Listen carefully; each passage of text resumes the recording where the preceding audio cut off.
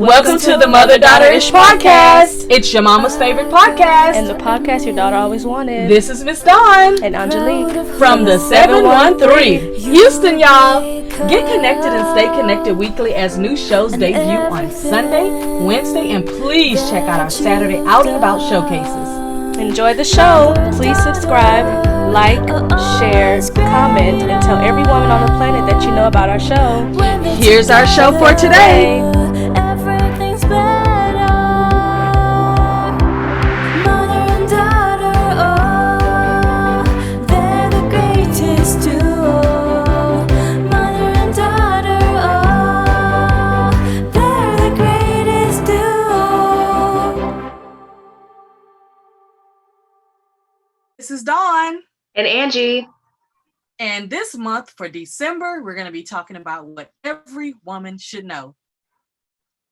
Happy December the 17th, 2021. We are almost out of here. We're almost in a whole nother year. I cannot believe it. A whole nother dimension.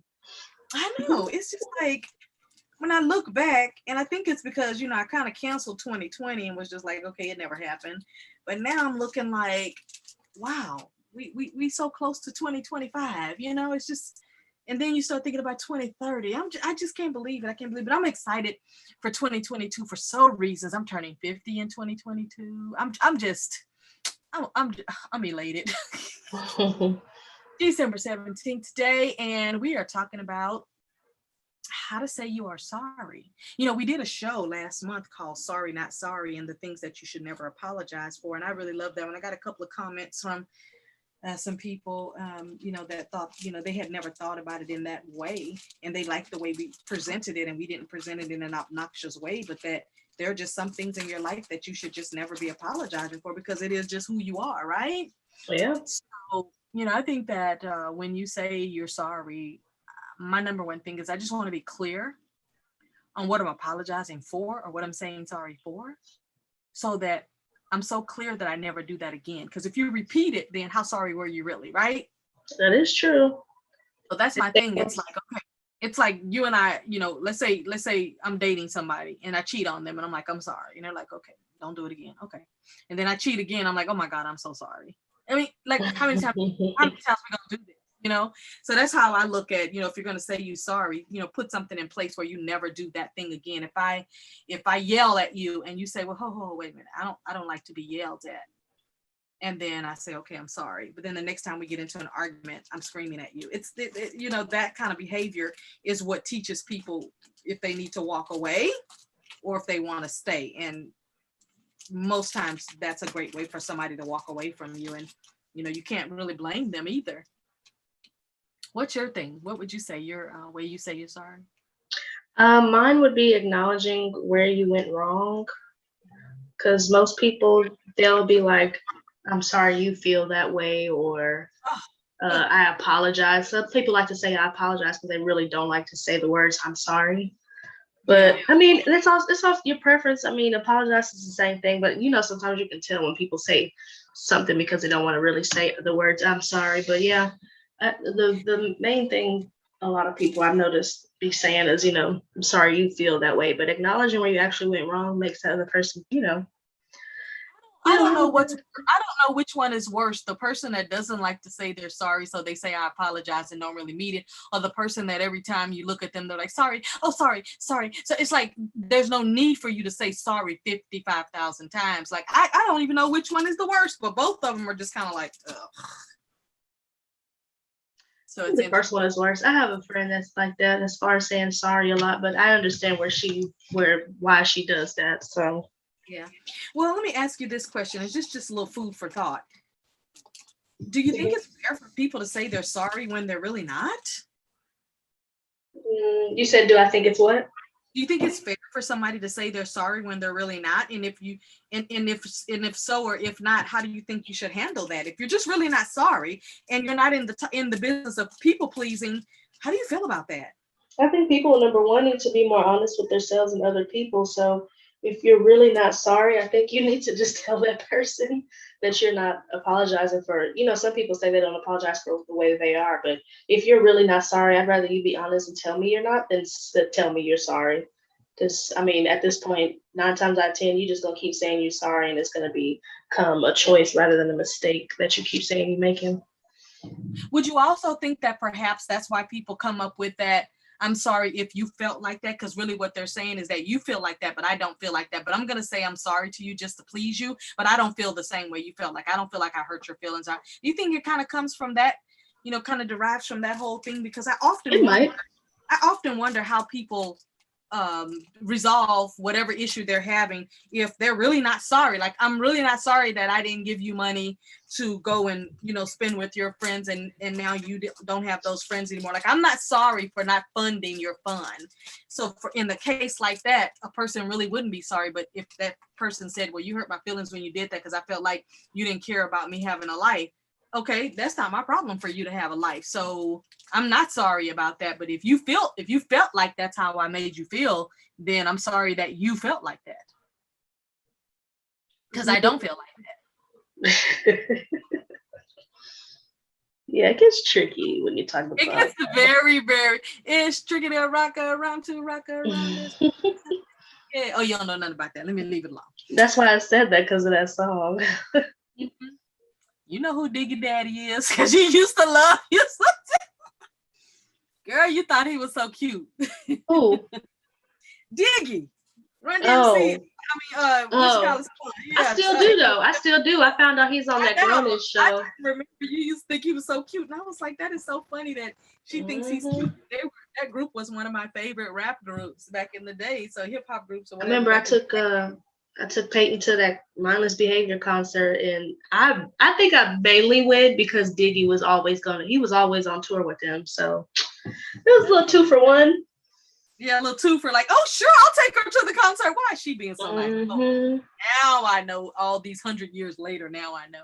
I don't. How many has it been? Has it just been 2? I don't remember. Maybe 2. One. Well, I know they went to a total of about 5 Mindless Behavior concerts, because I approved of that little group because that was their age group.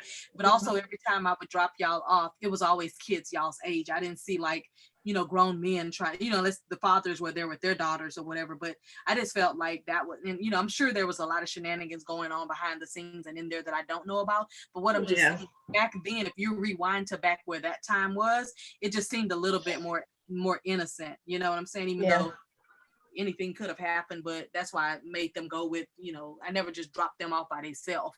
And I remember one time, because the concert was only a few hours and it was way on the south side of town and we're on the west side of town. I remember one time I took out to the concert and I went and got me some popcorn from Popcorn Paparazzi, went and got me some food, and then came back in the car and just was reading a book the whole time. And then the concert was over and I was still out there waiting. So it's just like, that was, you do those kind of things when you have kids that they want to go have fun. But I wasn't gonna drive way back an hour away and then in 2 hours wake back up and come back. I could just take that's too much. It was just team too much on that one. But if it was something else that was going on, like a carnival where you could stay for 4 or 5 hours, then I could just go and come back. But I did the same thing when you guys were in different sports and different things. If I wasn't really into that thing, but I'm just there as support, child, I had me a book in my purse, and I would just be, hey, everybody got to be happy in these situations. You can't just please everybody. Yourself was like, yeah, I can do all of this y'all want to do, but I'm gonna be happy as well. But that's our show for December the 17th. We are getting it done, boy. I tell you, this year is just we're gonna blink and you're gonna be seeing firecrackers from New Year and just all kind of things to just show you that the new year has just ushered itself in. I hope that you figured out some things that you want to do for 2022 and some new ways you want to learn some things. And, even if you decide, hey, I think I want to do a podcast in 2022, do whatever it is that's going to bring you happiness, that's going to, fund your lifestyle of whatever you want. Even if you just have a little something on the side because you like to travel, whatever. It's your choice. But our show today on December 17th was how to say you're sorry. And I said to be clear on what you're apologizing for so that you're clear to never do it again or repeat it. And Angie said acknowledge where you went wrong and have a conversation about it. I tell you, these conversations, it really does make a difference because then everybody's clear when it's over. It's like, I'm clear. I understand what you're saying. Yeah, I agree. Yeah. All righty then. That's our show for today. Yes, and before we go, please make sure that you continue to subscribe to our channel, like and comment on our content so we can talk back with you, and also share our channel. That way that anyone that you may know or work with or be friends with, they can possibly relate or be inspired by the topics we talk about. So make sure that you like, share, comment, and subscribe to our channel. And as we are halfway through this month, I'd like to issue a challenge for all of our listeners and our viewers on YouTube. If you could just at least tell one of your friends about our show. And here's how I want you to tell them. The next time you're with them, you grab their phone and you say, hey, you got YouTube on here? And if they do, go in there, click like and click subscribe and say, you know, this is a great show for you. You'll know every time they have a show come out, I went ahead and subscribed for you because you might not know how to do it. Because see, that's one thing we're taking for granted. We're thinking that when people are telling their friends on how to subscribe, you know, there's a whole sector of people who don't even look at YouTube or know what it's about or even understand the whole thing behind it. So sometimes you have to like really show, because I remember when your grandma wanted to learn how to do something on her phone, I had to literally, because she wanted to know how to delete all of your past history, like when you're looking at pictures and all that stuff. So I was trying to tell her over the phone to hit the home button twice, and then you could swipe up and get rid of it. She didn't understand what I was saying. So when I was over there, I sat right next to her, showed her the phone, showed her how to click, let her do it herself.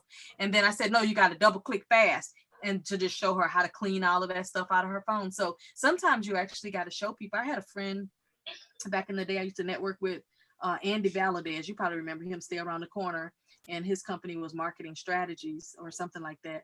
And oh no, it was called the Stealth Marketer or something like that. And one thing he said is, well, sometimes you don't ask, sometimes you have to tell people what to do. And by telling them, you can show them, because we take for granted the things that we do every single day that everybody else knows how to do it and they don't. So that's my challenge to our listeners and our viewers, is to tell somebody about our show. When you're with them the next time, show them how to subscribe for them, and say to them, this is the show I was telling you about. You'll get some great nuggets from it. Mothers and daughters, if you're a daughter and you're listening, show your mom. If you're a mom and you're listening, let your daughter know about our show. So that's our challenge for you for halfway here through December. And what we're looking forward to is in the month of January, seeing a big increase in not just our viewers, but in our subscribers, so that we can continue to grow and bring all these great tips to you and ideas. And then our regular shows that we do for over an hour, we want to be able to bring that to you. And we will talk with you on tomorrow. And until then, bye for now. Bye.